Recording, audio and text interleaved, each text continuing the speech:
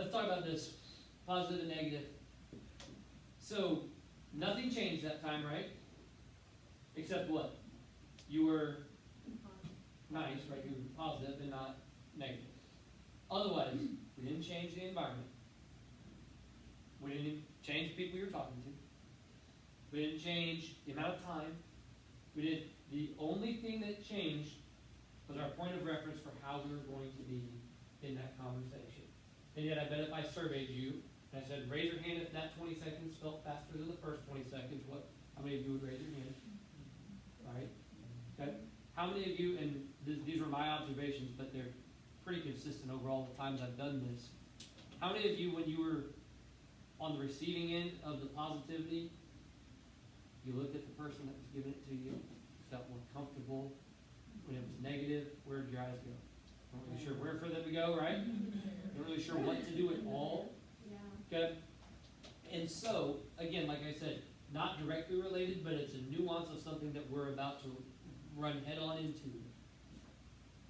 We had a better experience that made us more comfortable. We all knew what to do both on the speaking and receiving end, right? I didn't even give you a prompt about how to enter into a positive conversation, right? Some of you were so uncomfortable being negative to somebody that I even gave you that little prompting right about starting with good afternoon or giving some form of a entryway into you were able to enter that conversation all on your own. So some big takeaways, I think, from this. Number one, people are inherently good. And that's important for us coming up here in a minute. People are uncomfortable when they're not being inherently good. Right? How many of you had a harder time giving the negative conversation than receiving it? Hold your hand up high real quick. I want you to look around the room at that just for a second, and I'm not trying to embarrass you either raising your hand. I want you to think about that for a second. Okay. You had a harder time being critical than receiving criticism. Let that sink in for a minute. You had a harder time being critical than receiving it. But yet, what happens in our work when we're here at school? We get so anxious and so nervous about what? Receiving criticism, right? We don't love the conflict. I don't either. I do this for a living. I'm an assistant principal. There is no lonelier position than being the human being in charge of putting kids in detentions, ISS, OSS, DAP. Dude, I can promise you, I have as challenging conversation as anybody does, and the context for them is not always happy, but it is what it is, right? But yet, for us, it's harder to have the negative conversation than to receive it. Isn't that interesting?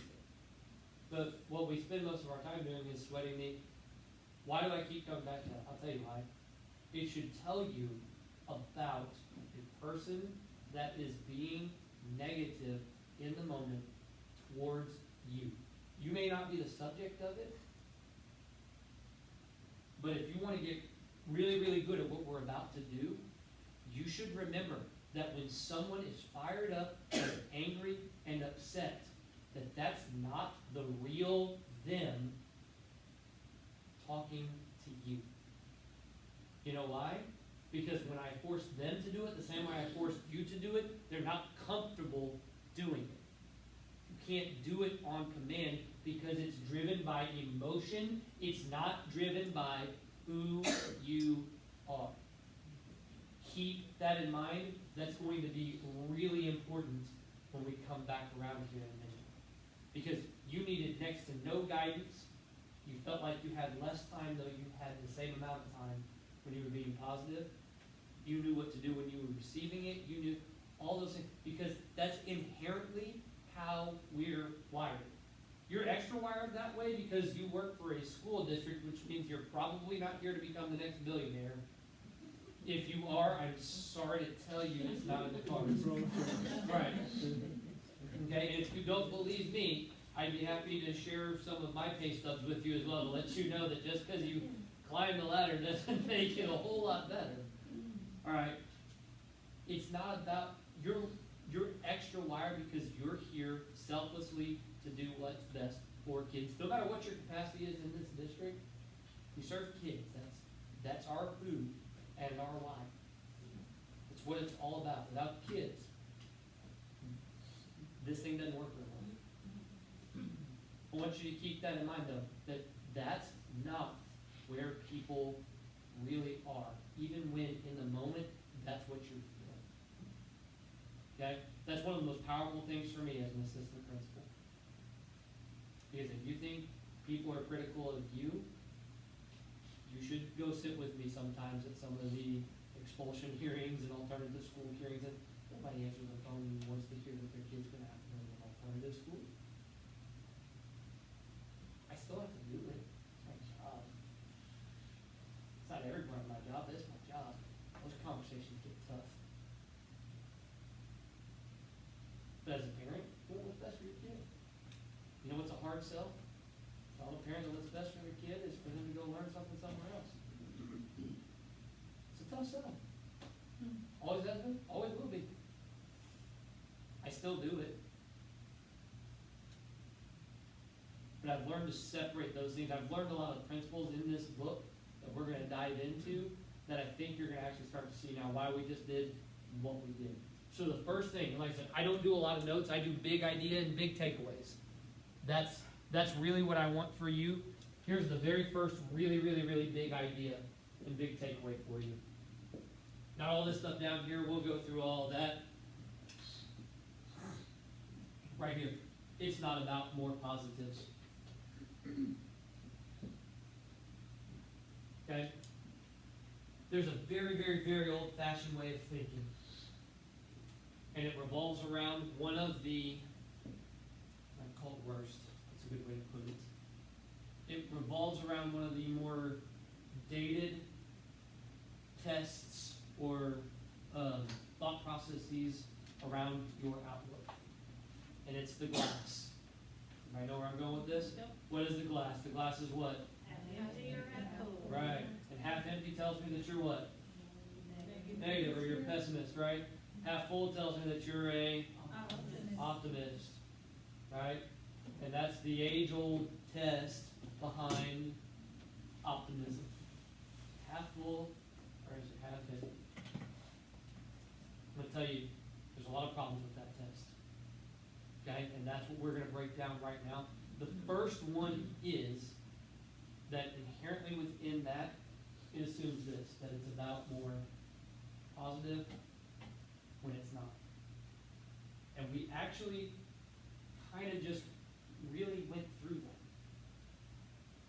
Because when I gave you completely equal, right?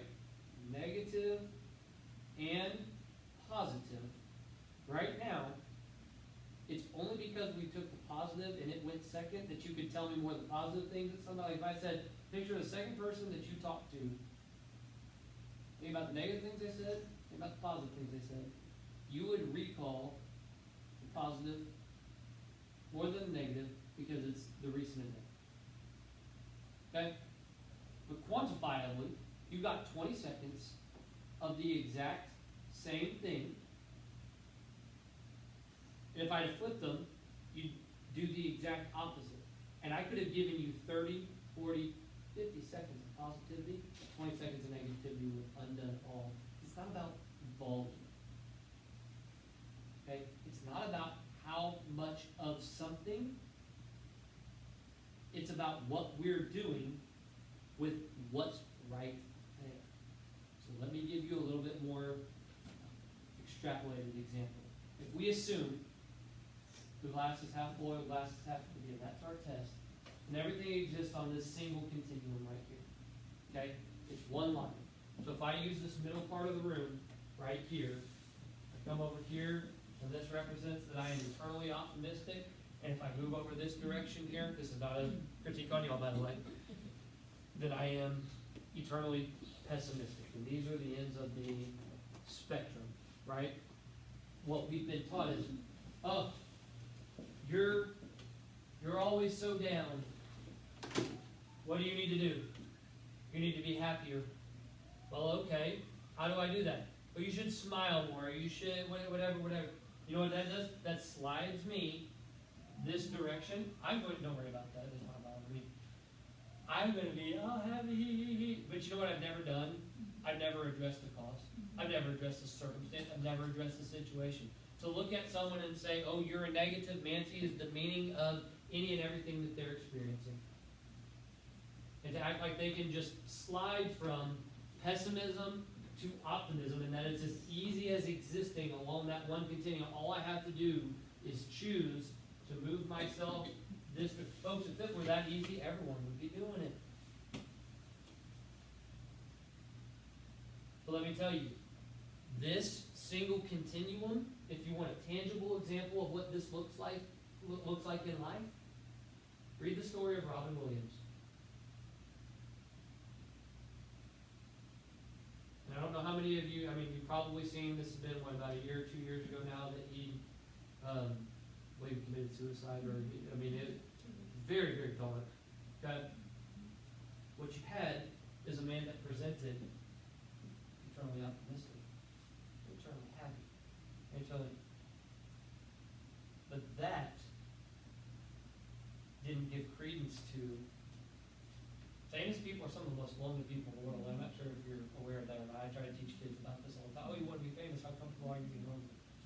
How comfortable are you with the superficial? How comfortable are you with the... Because that's a long point. It is. Right? It's the same thing when I have people that have interned with me that want to get hired from the teaching ranks up to become an assistant principal. And I just had one this year. She's going over to Forestwood Middle School. I remember the very first thing I asked her before we got into anything about anything I do on a daily basis, how comfortable are you being lonely?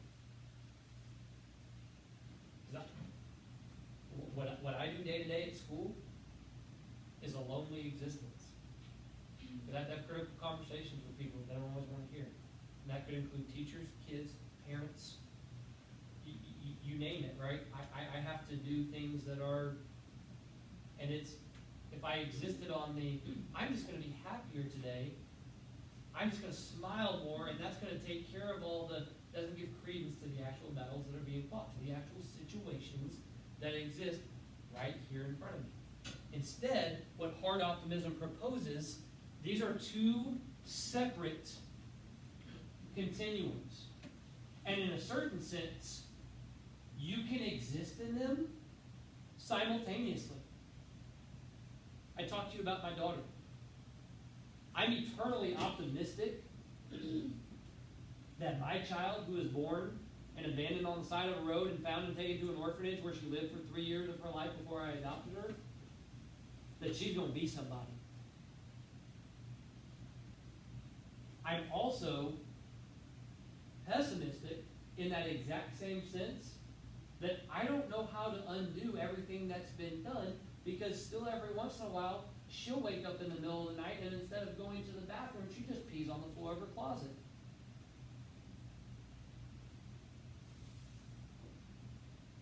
And then she won't tell you about it. She lies about it. But that's something that bugs me, because it feels to me and it seems to me like there's something else I'm not doing. What am I missing? How are we ever going to get there? How are we ever going to...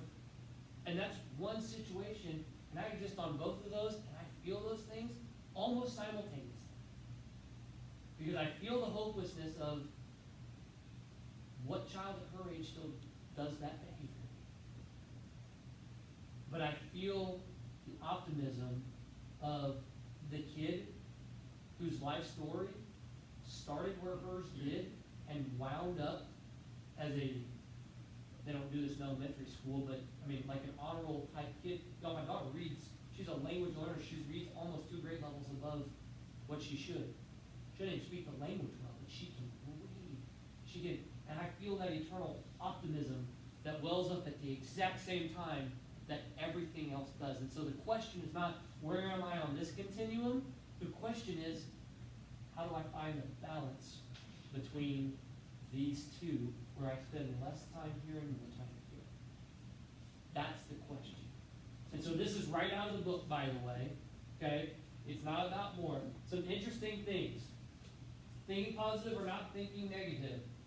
So he says right here, maybe you're wondering what's the difference. Well, researchers have discovered that optimism and pessimism are two quite separate factors that goes directly against the glass is half full or empty, right? Because what do you have to do when the glass is half full or empty? You have to pick one. You have to delineate. Am I or am I? Which one of these things guides my... I'll come back to the glass in a minute. But here's the really interesting thing. New studies show that positive thinking has its advantages, but non-negative thinking produces far greater benefits. What's the difference between positive and not negative? Glad you asked. Here's our test. What's the difference between positive and not negative? So I'm going to walk you through this just kind of step by step here. Okay? First thing, let's go around the room. Just shout them out. There's no rhyme or reason to this. We're all a room full of adults. I'm not going to lose control of the classroom. Thank God.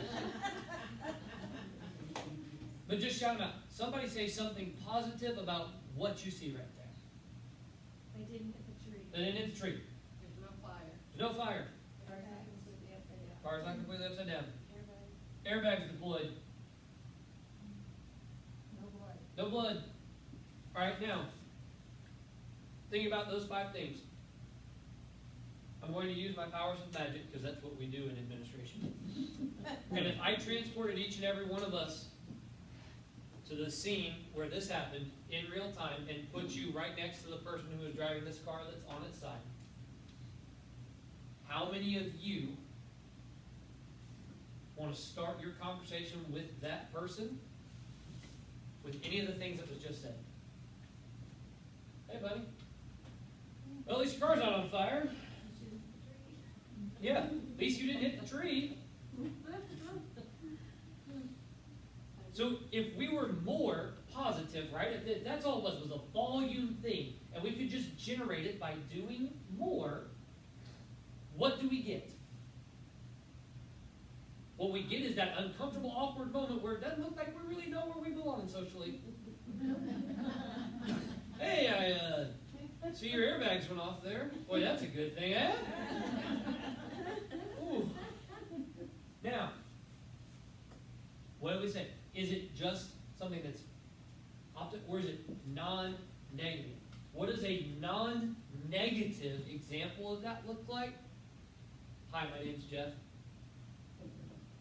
I'm a physical therapist, and it looks like maybe after you're done with all that you might need some, like to give you my card and offer you 2 free sessions. What did I just do there? Did I do anything, quote unquote, positive outside of giving somebody 2 free something? Not really. I didn't really reassure them. But did I do anything to take away from it? No. What did I do? One, I acknowledged that what? This is a problem for someone, right? This is a real situation. This is a real problem for someone, and I acknowledged it. I didn't do anything really to help them emotionally grasp the situation. I didn't put my proverbial arm. I offered them something that I'm qualified. Now, I'm not a physical therapist, so please don't ask me for help after the session if that's the truth. Okay? But I offered them something that could be of benefit somewhere without detracting from the reality of their situation. Have any of you ever been in a conversation like that where you're looking at something, and I'll tell you, when I was in 4th grade, my house caught on fire, we lost everything, yada, yada, yada. And I remember somebody telling my dad, and I thought my dad was going to lose his mind. Good thing you had that hose in the front yard so you could start spraying water. Really? Yeah, that's what we put the hose there for, wasn't it? The grass needed watering, or we just thought, hey, when the house catches on fire, Dad, come, I'll be there to put it out. No, it doesn't give credence to. That's the problem with the glasses half full or half empty in trying to coach people through something and using that as your guiding mechanism. It doesn't give any credence justification, whatever you want. It doesn't give them anything that acknowledges the struggle. Folks, you have to acknowledge the struggle. It's not as simple as just moving from this sucks to this is great. This is awful, the best day of my life. Again, if it were that easy, we'd all pick up the bags and we'd all move over to that side. But we've been taught, even though we know we wouldn't show up and, boy, glad you, dang good thing that car didn't catch on fire, huh? We know that that's not our entry point. We know that that's not what's needed, but yet, when we take ourselves away from the extreme, and we find ourselves in something that's less severe, because you don't have a lot of life-threatening conversations about IEPs, you don't have a lot of life-threatening conversations about whether or not that kid should get a 1 hour or a 3 hour detention. You don't have when we do that, when we get into the less significant, the less immediate danger, the less whatever, we just start treating people as if they should just go from here to there. Oh, you're just so glasses half empty, Nancy. Come on over here. Be a glasses half full person. Which brings me back to that analogy. The glass is half full or the glass is half empty. Let me tell you something, folks. If you're sitting there staring at the glass, trying to decide if it's half empty or half full, you better pick the cup up and better go figure out how to refill it. Because life has a bunch of free refills. It really does. And if you don't believe me, go back to, again, what we did right at the beginning, where I made you be as negative as you could, and it took every ounce of your being to do that to someone in this room, and I cut you loose and said, be as positive and life-filling as you can, and you had no problem with it whatsoever. None. Every one of you in here, it was innate in you. You did it, and you needed no prompting on how to do it because it's who you are. You can fill someone else's glass up just fine. Here's the thing. The question is, the person with the glass actually got to pick it up to get the refill. Okay? That's what the difference is between the glass and half full. If your glass will be half full and or half empty at some point. And it will be completely full and it will be completely empty. And we know this because I made you do it. I made you be the bully and take somebody's half-filled glass and knock it over and spill it everywhere. That was the first 3 rotations you went through. Then I made you be the saint. And I just gave you unlimited water and you just went around filling up everybody's cup right after that. And each time you started right where? Right in the middle. Right? A lot of our life is spent right in that middle part, and that's okay too. Because it's not a this or that. It's two, as we just looked at, it's two totally different things. And they can exist at the same time. The person in that picture, where their cars roll over their side, is both eternally optimistic because, as someone in one of the sessions I've taught over the years pointed out, there's no one outlined in chalk. Well, that's a pretty good reason for some eternal optimism. I walked away. They're also, at the exact same time, oh my God, how has my deductible? Am I going to be able to get another car? What does this mean for how many kids to school? It coexists all together in two different places. Now, I say all that to tell you, and again, here's a reiteration of that positive. Instead of pushing yourself to think positive, concentrate on eliminating some of the negative. Just take a little bit of that negativity off, and you'll spend less time. It's healthy to be negative at some points, folks. This is how we teach kids not to get in the van behind the guy with the aviator sunglasses and 800 lollipops. They have to be negative and skeptical at a certain point. That's okay. The question is, how then, if all I do is sit there and think about the danger, that I never actually get to the part where I do the productive thing, and I tell my mom, or I tell my dad, or I talk to a police officer, or I run up to somebody, hey, there's a strange man over there, he keeps asking me to come with him, or that. That's what that is. And we can't do that if we exist on a single continuum. We have to be able to delineate those two things. here's the second part, and this to me is one of the most powerful things in the book, and I think anybody that's read this tends to overlook this. But I want you to see it. So they identify key aspects of an optimistic mindset. Here's the big part. When trouble hits, for example, optimists have a natural tendency to explain the problem to themselves as temporary. And when I ask most people to read that and I say, what jumps out to you, they usually heighten in on this. Oh, it's temporary. You missed something. What do optimists do? They explain the problem. Do you know what that means? They acknowledge that there is a problem. The glass is half full instead of the glass is half empty doesn't ever do what? Acknowledge that you find something wrong with the state of the glass. Inherently, there's something wrong, right? Because who doesn't want a full glass, so to speak, right? You don't buy half-drinking bottles of water to sit there and debate, is this a half-full water bottle or half? No, you want a full water bottle. You know why? Because when you use it and you empty it, it leaves you feeling refreshed, and that's what happens. We use things in life. We empty them. We feel refreshed. But then when we need more, we go fill it back up. But in order to do that, we have to acknowledge what? We got to acknowledge there's a problem. Go back to the thing that I shared about Robin Williams. Somewhere somebody missed that the man felt like he had a problem. And he felt like he didn't have somebody to go to. Okay.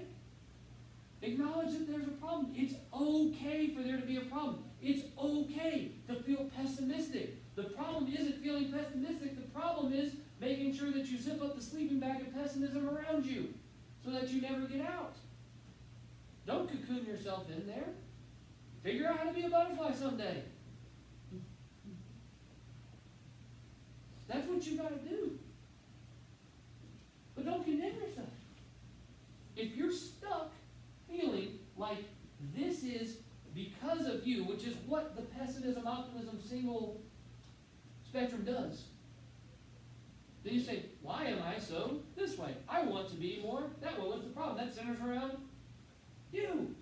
The funny thing is, it's got nothing to do with you. That parent that doesn't like this fact that their child's going to have to go to an alternative school based on the decision I make does not get angry at me. They're angry at what happened. That's what people do. They get upset by circumstances sometimes. So when people say, be more optimistic, I present it to you this way. Your job is not to be all sunshine and roses. Your job is to be the adult. And you know what the adults do? The adults have a great grasp on that idea that it's two separate continuums. And they figure out how to spend less, not none, less time in this one than this one. Just spend less time. Not all your time up here. That's ridiculous. And it's equally as ridiculous to spend all your time down here. Find a way. 70-30, I don't care what you're, 51-49, it doesn't matter where you start. Just find a way to balance that out. That's what the book is all about. The problem is, that's hard. Why is it hard? Because it requires deep thought and actual reflection and actual explanation with yourself. It doesn't allow you to slide easily across one thing because now there's not one, there's two things on track.